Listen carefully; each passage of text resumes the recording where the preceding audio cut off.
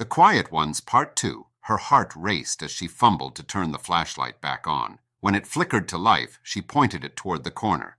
The voice stopped, and there was nothing there. Just shadows.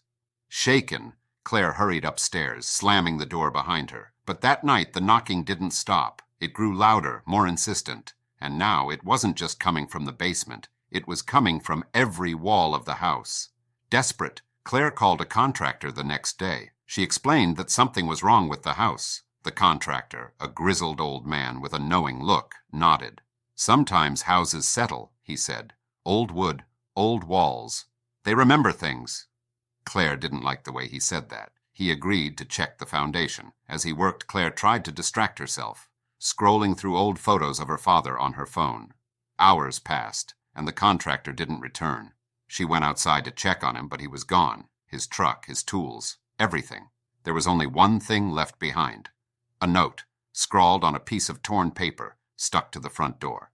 It read, "The Quiet Ones never leave." Confused and unnerved, Claire spent the rest of the day in a haze trying to make sense of it. Who were the Quiet Ones? What did it mean? That night she braced herself for the knocking, but when 3 a.m. rolled around, there was only silence. Finally, some peace. The next day, she found herself drawn back to the basement. Maybe it was curiosity, maybe something else, but she had to know. She descended the stairs, more confident this time, and reached the bottom. Again, nothing. But as she turned to leave, her foot caught on something, a loose floorboard. Kneeling down, Claire pried it up and found a small, leather-bound journal. Her father's handwriting was scrawled across the pages. She started to read, and her blood ran cold. The journal detailed strange occurrences in the house. Knocks in the night, voices in the walls. He had never told her, but he had been haunted by them for years. The last entry was chilling. "They only want the quiet ones. They took her. And soon they'll come for me too. Claire must never know what I did." Her mother. Claire's mother had disappeared when she was a child, leaving her and her father alone. He had told her she ran off. But now it was clear. She hadn't run away at all. Claire's heart raced as she felt the walls closing in. She needed to leave, to get out of the house. But as she turned to run up the stairs, the basement door slammed shut on its own. She was trapped. The knocking returned, louder now, more insistent. It was all around her, vibrating through the floor, the walls, the ceiling. And then the voice came back.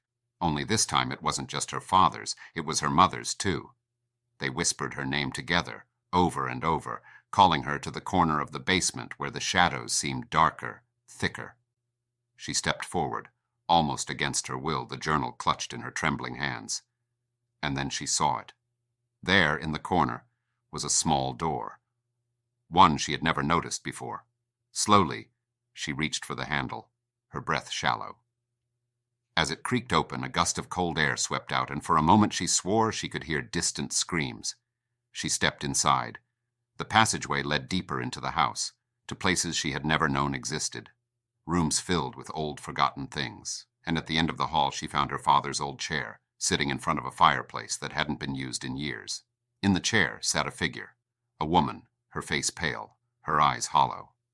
"Mom," Claire whispered, her voice cracking.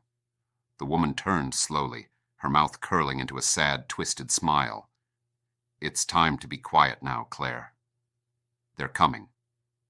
And just as Claire felt the darkness closing in, she realized the truth. Her father hadn't saved her from the quiet ones. He had given her to them.